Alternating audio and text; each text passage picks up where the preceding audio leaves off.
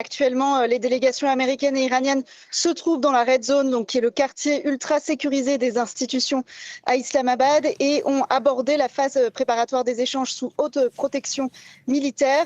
Ce qu'on voit, c'est que les autorités pakistanaises, qui prennent leur rôle de médiateur très au sérieux, se montrent à ce stade très discrètes et communiquent très peu d'informations sur le déroulement de ces échanges.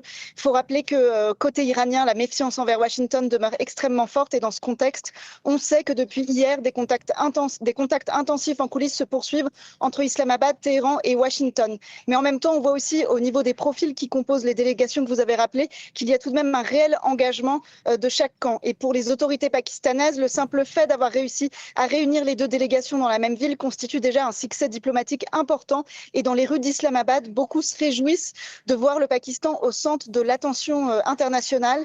Ce qu'on a pu voir, c'est que dès le début du conflit, le Pakistan a transmis des messages importants entre Téhéran et Washington grâce à ses bonnes relations avec l'administration Trump, mais aussi le haut commandement iranien. Il faut se rappeler aussi que c'est la diplomatie pakistanaise qui représente les intérêts diplomatiques iraniens à Washington, où Téhéran n'a pas d'ambassade. Et la relation privilégiée du Pakistan avec Pékin, proche de l'Iran, est également un gage de confiance pour Téhéran.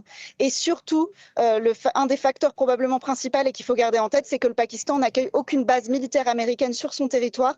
Et c'est ce qui lui a contribué d'éviter d'être entraîné directement dans le conflit, et c'est précisément cette posture qui permet aujourd'hui au Pakistan de se retrouver au cœur des discussions du plus haut niveau entre États-Unis et Iran depuis la fondation de la République islamique en 1979.